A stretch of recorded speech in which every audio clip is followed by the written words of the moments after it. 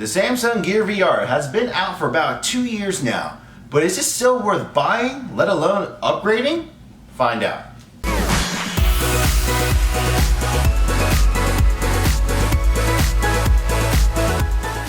What's going on YouTube? Before I begin this video, I just want to quickly apologize for my lighting as well as my audio and video. This is not my normal equipment. Everything's back at my store right now. And unfortunately I'm on daddy duty, so I can't really bring everything home to record. But with that said, I definitely wanted to get some videos made for you guys, so I decided to shoot this series in my guest room in my house so I can finally get some content for you guys to enjoy. Now this review is going to be based off of my opinions of the original Innovator Editions as well as the second generation Gear VR that came out around 2 years ago when I was first reviewing the product as well as opening this channel. So if you'd like to see my original thoughts on those devices, go ahead and click on the links in the annotations right over here as well as in the links down below. But essentially my opinion really hasn't changed about the device. My discussion here today is going to be talking about the improvements that Samsung has made and whether or not it's still worth purchasing. And right off the bat guys, other than the Google Cardboard, which let's just be honest doesn't really cost much, and a lot of the other VR headsets, the phone adapters that have come out, the Samsung Gear VR slots right in. It's affordable in my opinion. A lot of you still might gripe at it's still $100. When the Innovator Editions came out 2 years ago, it was over $200 for almost essentially the same exact thing. But nonetheless, it's currently the end of 2016 right now. It's the holiday season. The phone carriers are literally almost giving these away. They're offering you either $200 gift cards or they're offering like a $100 gift card with a free Gear VR headset. I know during the summer they were offering free watches with it too. But needless to say, you can get this thing pretty much for free. Let alone if you're still stingy about the money, you can get these open box, which I did with this one, for about $50 to $60. I actually bought this one using the free gift card that we got with the my little S7 upgrade, which for those of you who might be wondering, I'll be talking about this, and this later on. Now in terms of design, nothing really has changed much in the last 2 years except for some minor cosmetic upgrades as well as aesthetics to the device. The biggest thing is the power port. Now I want you guys to understand how important this little port is, because back when the first Innovator Editions came out, aside from the overheating problem, you could barely play for an hour if you could because the battery would just run dry. This, well, on top of that, yeah, the phone uses a lot of processing power, but being able to attach your phone while using it, you're able to watch your movies, 360 videos, playing games while it's charging, so it was a nice feature that they added. On top of that, this one here is multi-purpose because the 2016 version, which is the one I have here, was designed for the S7 as well as the recently departed Note 7. Rest in peace. I was really hoping to get this with the Note 7 because I'm a big fan of the Note series. I wish the Note 7 didn't flop as it did because that's the phone I was hoping to upgrade to. But needless to say, I did sell for the S7 Edge, which I will be talking about later on. But outside from the design, in the last 2 years, they kept experimenting with different functionalities of the touchpad and the buttons as well as the head strap. They seem to have gone back and forth with a single strap and a double strap to see what fits better for people on their heads. And I'm glad that they went back to the 3-strap version because yes, it's not the most comfortable thing to wear, but it rests easy. You don't have to worry about it flopping down on your face because the top piece will catch it. If anything, I think they got a little bit more efficient with the Velcroing. So I definitely see a much more improvement in the overall aesthetics. The one major minor gripe that I've had ever since the S6 Edge version over about 2 years ago was that they squared off the screen area. So you can kind of see it in there, but the original Innovator Editions, they were meant for the Note 4, they were fully rounded. And if you have ever used the HTC Vive or the Oculus Rift, it is fully round and it doesn't cut off your vision. These square edges cuts off just pretty much outside the frame, but that's enough to give you a slight tunnel vision when playing. Now, to a lot of you, that's not a big deal. And to be honest, it's not really a big deal to me, but it's a minor gripe. Because I've used other VR devices, my opinion here is a little bit biased, but you gotta hear me out. I'm going into these devices wanting the full immersion and everything, and when I use these other devices, I see a full 190-degree view. In the case of the Samsung Gear VR, the new ones at least, it gives you a slight tunnel vision. So it doesn't take, it takes away from the experience just a little bit in my opinion, but just a little bit. Nothing that's gonna make or break my purchase, hence I've gotten it right here. But other than that, there's just one last thing I want to talk about, the actual headset physically, and that's actually the face strap part. They've made it a lot easier to replace the little pad that they come with. And if you guys didn't notice from the beginning of the video that it was a little bit different, I'm actually using a third-party replacement foam pad for the face pad here. And you can see how easy it is to come off. You just literally pull it off. It's just Velcroed on there. And the reason why I like this one here particularly, it's because actually compared to the older one, you won't get this thing too disgusting because this one here, you use it with friends and family, their sweat and whatever, it's getting into the cloth and it's gonna be embedded in there unless you wash this thing. This here, on the other hand, it's sort of a pleather vinyl type thing on the outside, so you can just literally wipe off any sweats or anything that you pretty much will get on there. And I feel it's a little bit more comfortable. This being as thin as it is comfortable as well, but having that extra padding is really nice. And if you like to get your hands on one of these, this video is not sponsored, by the way. The maker of this padding just actually simply asked me to check it out, and I really liked it.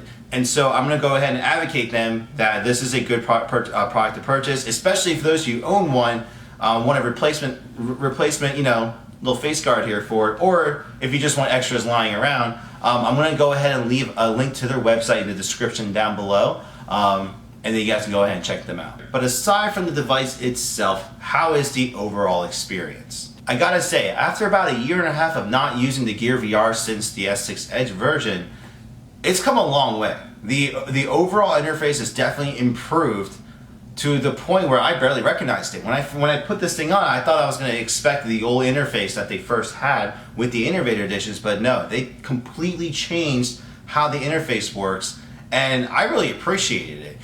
It was much more easier to navigate, much more easier to control, a lot more information available to you, a lot more tutorials to help newbies to navigate through the device. I think just the overall experience, Oculus was listening, so Oculus and Samsung.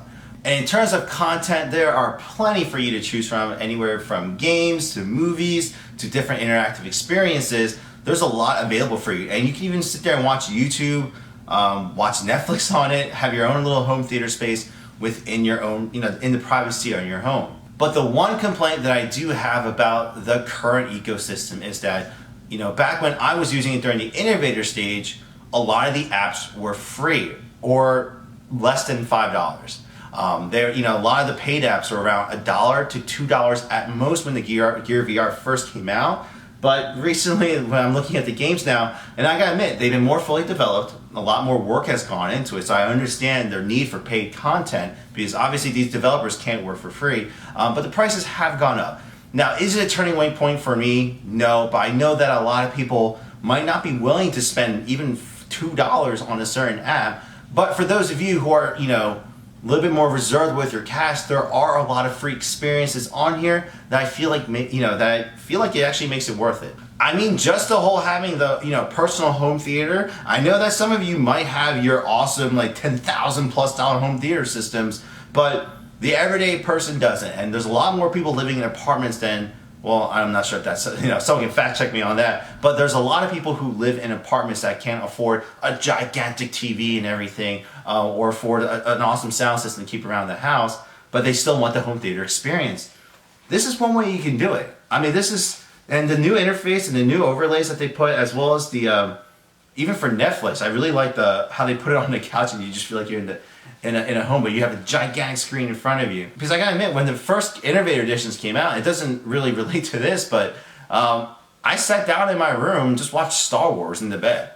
And my wife was next to me and everything, and she's like, "What are you watching?" And I was watching Star Wars, and it was just like I was in a freaking theater watching it in the comfort of my own home. And when you're done, you just take it off and go to bed. But overall, I feel like the experience has improved immensely, but it's not quite there yet. Yes, it is much easier for the consumer, for the everyday consumer, to go get one and try it out. And honestly, it's not rocket science to operate, but it's still not 100%. Anyone can put it on and just be ready to go, like a television. And I'm comparing it to the TV because this is the next step, I believe, entertainment. Whether it's augmented reality or virtual reality, either way, one of those two avenues is either going to take over or both of them are going to take off. But right now, it's like the very first television or the very first computer per se, and not everyone's going to understand how to use it or know how to react to it. And it's going to take time. But I feel like in the last 2 years, a lot more people have been, more accepting of this technology. More people have tried it out. More people are getting used to it, and they're having a lot more fun with it. To be honest, this video is more towards asking you whether you want to try VR or not, and whether it's worth it to you. And to a lot of you, it's not. You're not even willing to pay any money to try out VR. But there's a lot of people out there who are curious. And more, especially in the last 2 years, it's gotten a lot more affordable. I mean, yes, the Oculus Rift and HTC Vive are very expensive, and even the PlayStation VR is over $400 after taxes. But there are other alternatives for people to at least try it. And that's the biggest thing. I loved when Google Cardboard came out, because when Samsung partnered up with Oculus, those two have been in a race now. Obviously, Samsung Gear VR has a bigger head start than the Google Cardboard does, but needless to say, a lot more affordable alternatives have appeared that makes it easier for at least the everyday consumer to give it a try, because when the HTC Vive, Oculus Rift, and the PlayStation VR all respectively come down in price, get more user-friendly, a lot more portable because the wires are, let's just say, slightly encompassing when playing, but when all those factors come down, then you're going to see a lot more people trying this, as well as the support for this media. Because I need you to understand, people, these cameras right here, this is a Gear 360, so 360 camera. This has gotten a lot smaller than they used to. And there are rigs out there where they're just huge, and there's just a bunch of GoPros, hooked up onto a circular rig and everything. And well, now it's gotten easier, but it's still a headache to get it all going. Now the device has become point and shoot. Now, is this quite at the market yet? No. But this is the right step. They have bigger rigs of this. They have HD versions of the 360 cameras. They're able to now even stream it in 360. They're recording live events, live shows, live sports games, live areas. This technology has really come far in the last few years. Just even last year when I was trying the Innovator Editions and I just saw some of the test videos that Samsung made with their 360 cameras, not this one, their awesome prototype versions, it just blew my mind. And I don't want to repeat myself, because you can just go ahead and watch my videos that I did 2 years ago, because they're still very relevant today. My opinions have not changed about this technology. If anything, I've become even more supportive of it. Now, in terms of the Gear VR, I personally feel like if you can afford it, to get the Gear 360. And obviously, for me, I'm going to be talking about this in another video, but I pretty much bought the Samsung family. I had my reasonings for it. I'm not a Samsung fanboy. If you're going to just go ahead and comment down below, I bought it because of this lineup. You're looking at it. I get an all-in-one experience from one company because they designed it to all work with each other. It's not perfect yet, but none of the other companies really offer this all-in-one solution yet. People are working on it, but Samsung was first, so I wanted to test it out first. What's really nice about this camera with this device is that you can go ahead and record home videos, personal life events, whatever you like in 360, and then relive it in VR. And that's the biggest thing for me. And you're gonna see some clips here of my family members trying it out and everything, but it's so surreal. My first video with this device for my home video was when my parents first came to my hospital, the very first video that I shot with this camera for home video purposes was when my parents came to visit me and my wife in the hospital to visit their grandson for the first time. This really hits home for me. This is my little emotional plug-in. A lot of you may be, I don't care about you internet trollers, go ahead, troll away, but my grandmother died of Alzheimer's, meaning my dad he has a high chance of having Alzheimer's himself. Giving him the opportunity to relive an event.